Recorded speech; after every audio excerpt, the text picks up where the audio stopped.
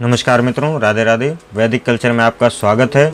मित्रों, आज हम आपको राहु और केतु के विषय में कुछ ऐसे महत्वपूर्ण तथ्य बताएंगे जो आपको शायद ही पता हो, क्योंकि राहु और केतु का कोई अपना घर नहीं होता है और दोनों ही छाया ग्रह माने जाते हैं, जिसकी राशि में बैठते हैं और उसी राशि पर वो कब्जा जमा लेते हैं और उसी के अनुसार अपना अच्छा और खराब फल देना शुरू कर देते हैं। राहु का शरीर नहीं है, सिर्फ सर ही सर है, इसलिए यह हमें मानसिक तड़प देता है। उसी प्रकार केतु का सर नहीं है और शरीर है, इसलिए वह हमें शारीरिक कष्ट देता है, चाहे वह कष्ट जिस भी रूप में पैदा करे। मान लीजिए कि राहु द्वितीय भाव में है तो वह धन के लिए मानसिक रूप से आपको कष्ट पैदा करेगा। अगर केतु है तो आपको शारीरिक रूप से धन का कष्ट पैदा कर सकता है। राहु का काम है वो आडंबर पैदा करना है, योजना बनाता है, साजिशें रचना है। आरोप प्रत्यारोप लगाने में राहु बहुत माहिर होता है।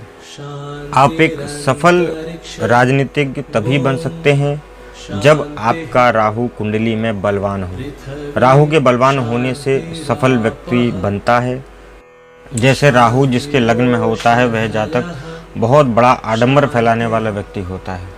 आप उसके मन की बातों को नहीं जान सकते हैं। ऐसा जातक बहुत शातिर दिमाग का होता है जिसके लग्न में राहु होता है। राहु साजिश रचने में बहुत माहिर होता है। छाया ग्रह होने के कारण आपकी कुंडली में इसकी छाया डिग्री के अनुसार, नक्षत्र के अनुसार और राशि के अनुसार और घर के अनुसार आप देख सकते हैं। उसी के अनुसार आपके स्वभाव में, व्यवहार में कुटिलता, नीचता देखने को मिल सकती है। राहु जिसकी कुंडली में बलवान होता है वह व्यक्ति तंत्र मंत्र, भूत प्रेत, शमशान आदि, ओझा आदि पर राहु की वजह से विश्वास करता है। समाज में किसी जघन्य अपराध में राहु का बहुत बड़ा योगदान होता है। हत्या जैसी लूट, डकैती, साजिश के तहत जघन्य अपराध जो माने जाते हैं, घूसखोरी, भ्रष्टाचार, चरित्रहीनता, व्यभिचारिता। इसका मतलब यह है कि राहु हर स्तर पर आपको नीचा दिखाने में कसर नहीं छोड़ता है, हर स्तर पर आपको परेशान कर सकता है।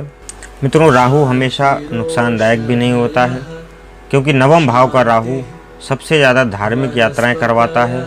वह जिसकी कुंडली में नवम भाव में होता है वह व्यक्ति धर्म कर्म में विश्वास भी रखता है, और यदि शनि के साथ बैठा हो तो ऐसा राहु घर का त्याग भी करा देता है। यदि सूर्य के साथ राहु बैठ जाए तो घर की इज्जत, मान, सम्मान, प्रतिष्ठा, यश, कीर्ति को धूल में मिला देता है। और मंगल के साथ यदि बैठ जाए तो महाहठी, जिद्दी, मूर्खों जैसा स्वभाव बना देता है व्यक्ति का। और गुरु के साथ यदि राहु बैठ जाए तो उसको संस्कारों से विहीन और अपने ही घर में नीच व्यक्ति बना देता है। और यदि शुक्र के साथ में राहु बैठ जाए तो नीच स्त्रियों से संबंध करा देता है।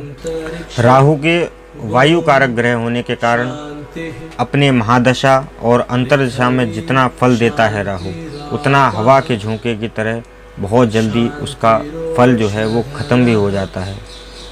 राहु के प्रभाव से जितनी जल्दी व्यक्ति उठता है उतनी जल्दी नीचे गिर भी जाता है। अब बात करते हैं केतु के विषय में। केतु जो है वो शारीरिक कष्ट पैदा करता है। इसमें दिमाग नहीं होता है।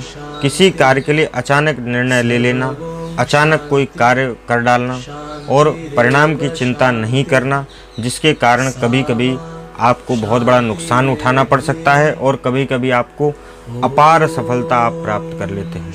छाया ग्रह केतु माना जाता है। जितना कुंडली में बलवान रहेगा उतना ही शारीरिक रूप से आपको हठी और जिद्दी बनाता रहेगा और हमेशा आपको जीत हासिल कराएगा और आपकी छत्र छाया के नीचे एक और साम्राज्य बढ़ाने की कोशिश करेगा।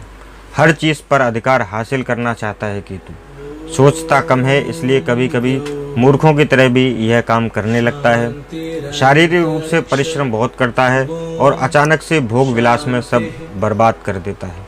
शारीरिक त्याग की भावना, हठ योग, समाधि लेना, अंगदान करना, तपस्या, मोक्ष की लड़ाई, उद्दंडता जो है वो केतु से इसका संबंध माना जाता है। कभी कभी कुंडली में यह शुभ ग्रहों में भी देखा गया है। गुरु के साथ अगर नवम भाव में या द्वादश भाव में हो तो शरीर त्याग करने के बाद मोक्ष प्राप्ति कराने का सबसे बड़ा कारण जो है वो केतु बनता है। धार्मिक यात्राएं भी केतु कराता है। और यदि ये शुक्र के साथ में हो तो शारीरिक वासना की बहुत ज़्यादा इच्छा प्रकट करता है। और मंगल के साथ में यदि केतु बैठ जाए तो हठी मूर्ख व्यक्ति बना देता है, अपराधी प्रवृत्ति का बना देता है, बहुत पाप करने पर आपको मजबूर कर देता है। और यदि सूर्य के साथ में बैठ जाए तो आपके चाल चलन में अपना यश आपको खो देता है आपका। लेकिन शनि के साथ में यदि केतु बैठ जाता है तो बहुत हठी बना देता है और कभी कभी योगी और ज्ञानी भी बना देता है। राहु हो या केतु हो, दोनों ही विच्छेदनवादी ग्रह हैं। दोनों ही आपको अलग अलग दिशाओं में जाते हुए दिखेंगे।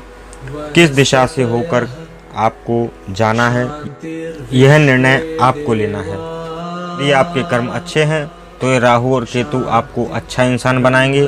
और यदि आपके कर्म बुरे हैं और बुरे काम में यदि आप फंसे हैं तो जब कभी भी राहु की दशा, अंतर्दशा, प्रत्यंतरदशा आएगी तब आपको अपराध भी हो सकता है। इससे आपको बचने का प्रयास करना चाहिए। तो आज के लिए मित्रों बस इतना ही। कल किसी नए विषय पर आपके साथ चर्चा करेंगे और आपके सामने उपस्थित होंगे। तब तक के लिए धन्यवाद, नमस्कार, राधे राधे, जय हिंद, वंदे मातरम।